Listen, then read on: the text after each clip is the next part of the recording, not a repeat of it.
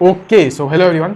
तो जब आपका पासपोर्ट डिलीवर हो जाता है घर में आफ्टर वीज़ा स्टैंपिंग, तो काफ़ी सारे स्टूडेंट्स के मन में ये सवाल उठता है कि वो कौन सी अपनी फ्लाइट चूज करें जो कि उनको फ्रॉम इंडिया टू कनाडा पहुंचाए। Either it is direct flight और इट इज़ कनेक्टिंग फ्लाइट। वो कौन सी फ्लाइट चूज करें? तो चलो फिर डिस्कस करते हैं कि आपको कौन सी फ्लाइट चूज करनी चाहिए from India to Canada. So here we go.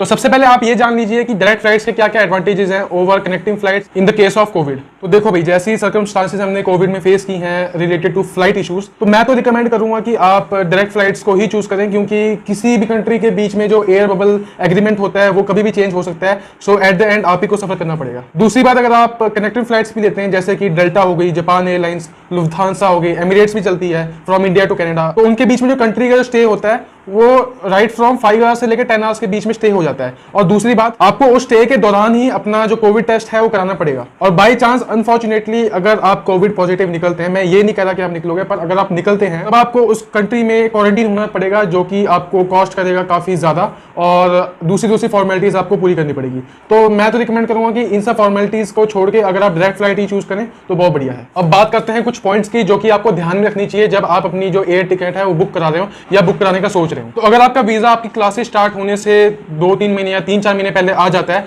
Then I will recommend you कि आप ऑन द स्पॉट अपनी जो फ्लाइट है वो बुक करा लें, क्योंकि एयरलाइंस के फेयर्स का कुछ भरोसा नहीं है कि वो कभी भी अपनी जो फीस है, जो फेयर्स हैं वो कम ज्यादा कर दे। क्योंकि आज जो दिखा रहे हो कि अगर एयर इंडिया की जो टिकट है वो 50,000 51,000 की मिल रही है, और अगर 6 दिन बाद आप सर्च करते हो तो आपको कहीं पे भी 1 लाख की मिल सकती है या 1,18,000 20,000 इतने की मिल सकती है। तो इनके जो फेयर्स होते हैं वो बहुत डायनेमिक होते हैं। तो मैं तो आपको सजेस्ट करूंगा कि आप पहले ही करा लें, जिससे कि आपको बाद में जाके आपके जो फेयर्स हैं वो बढ़ ना जाए, फिर आपको एट द लास्ट वही एयरलाइन करानी है, तो आप सस्ते में करा लेंगे तो आपके लिए अच्छा सौदा होगा। दूसरी बात, अगर आप कभी भी अपनी एयरलाइंस की जो टिकट है वो करा रहे हो, तब आप कभी कोई थर्ड पार्टी वेबसाइट से ना कराएं, जैसे कि हो गई ईज माई ट्रिप या मेक माई ट्रिप। क्योंकि मैंने जो एयर इंडिया की जो टिकट थी वो 50,000 में देखी थी 10 अगस्त की, और सेम जो एयर इंडिया की टिकट थी वो ईज माई ट्रिप और मेक माई ट्रिप में 60,000 के दिखा रहे थे। तो ऐसे बहुत 10,000 का डिफरेंस हो गया। तो आप केवल जो एयर इंडिया के ऐप या तो एयर इंडिया के वेबसाइट से ही अपनी जो फ्लाइट है बुक कराएं। तीसरा पॉइंट है कि आप कभी भी अपनी जो फ्लाइट टिकट और लास्ट मोमेंट में ना कराएं। इनफैक्ट उसकी जो प्राइस है वो तो ज्यादा ही होगी, पर जो इंटरनेशनल स्टूडेंट्स हैं जिनको अभी तक कॉलेज से एनरोलमेंट लेटर नहीं मिला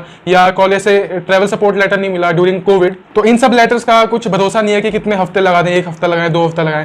तो आपको मैं ये रिकमेंड करूंगा कि आप 20 से 25 दिन पहले ही अपनी जो फ्लाइट की जो टिकट है बुक करा के रखें, अगर आपको लास्ट मोमेंट में भी कराना है तो। अब हमने बात कर ली कनेक्टिंग फ्लाइट्स की कि हमें कोविड के सिनेरियो में नहीं करानी चाहिए बुक कनेक्टिंग फ्लाइट्स। सो 2 डायरेक्ट फ्लाइट बचती हैं जो कि इंडिया से कनाडा जाती हैं, एक तो है एयर इंडिया और एक है एयर कनाडा। तो इन दोनों के बीच में मैं कंपैरिजन करता हूं, जो कि इस वीडियो का टाइटल भी है कि air India versus air Canada. तो सबसे पहले बात कर लेते हैं एयर इंडिया और एयर कनाडा के एयरक्राफ्ट के ऊपर कि कौन सा एयरक्राफ्ट यूज करते हैं वो। तो दोनों ही सेम एयरक्राफ्ट यूज करते हैं। दूसरी बात, दोनों के फेयर्स के ऊपर जितने मुझे रिव्यूज मिले उसके हिसाब से मुझे एयर इंडिया के जो फेयर्स हैं as compare to Air Canada कम लगे। एयर कनाडा के थोड़े 6 से 7,000 रुपए ज्यादा है as compare to Air India. और अगर ड्यूरेशन की बात करते हैं तो दोनों फ्लाइट्स का ही ड्यूरेशन 15 आवर्स के आसपास है। तो आपको इस बात में कोई डाउट नहीं होना चाहिए कौन सी फ्लाइट आपको पहले पहुंचाएगी, कौन सी आपको बाद में पहुंचाएगी। दोनों का ही जो टाइम ड्यूरेशन 15 आवर्स ही है। अब जो fourth and most important point है वो है बैगेज।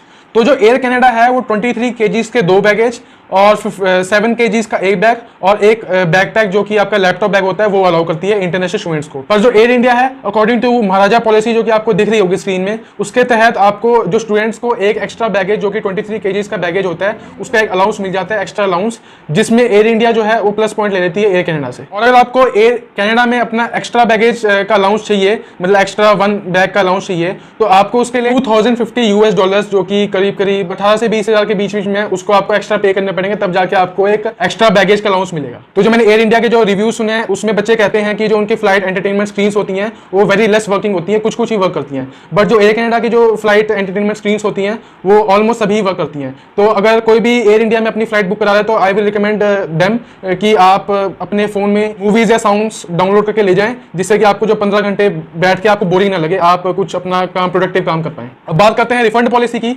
तो जो एयर इंडिया की जो रिफंड पॉलिसी है वो ऐसी है कि आप अगर अपनी जो फ्लाइट है रीशेड्यूल कराते हैं तो आपको 6,000 रुपीज़ आपके कटेंगे, और अगर आप अपनी जो फ्लाइट है वो कैंसिल कराते हैं तब आपके 10,000 रुपीज़ जो है कटेंगे।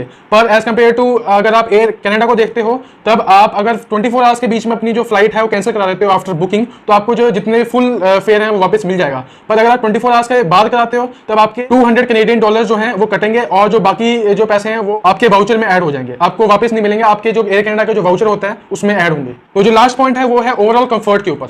तो सबसे ज्यादा जो मेरे को अच्छे रिव्यूज मिले हैं एयर कनाडा के मिले हैं कि ओवरऑल जो कंफर्ट है उसमें ज्यादा है as compare to Air India. I will recommend you कि अगर आपको जो सामान है आपका वो 2 बैगेज में आ रहा है चेक इन बैग में, तो आप अपना जो फ्लाइट है वो एयर कनाडा में कराएं, और अगर आपके 3 बैगेज लग रहे हैं तो आप अपनी जो फ्लाइट है वो एयर इंडिया में कराएं। तो मैंने आपको सारे पॉइंट्स बता ही दिए हैं कि एयर इंडिया अच्छी है, एयर कनाडा, या आपको डायरेक्ट फ्लाइट चूज करनी चाहिए या जो कनेक्टिंग फ्लाइट्स वो सब चूज करनी चाहिए। बाकी आपके विश के ऊपर डिपेंड करता है कि आप क्या कौन सी फ्लाइट चूज करते हैं। सो अगर आपको कोई भी इंक्वायरीज हो तो मेरे को इंस्टाग्राम में डीएम करना बिल्कुल मत भूलना, यहाँ पे इंस्टाग्राम को लिंक दिख रहा होगा। और अगर और कोई डाउट है तो आप अपना जो यूट्यूब कमेंट सेक्शन होता है उसमें आप मैसेज करना बिल्कुल मत भूलें, और मैं जल्दी से जल्दी आपको रिप्लाई करूंगा।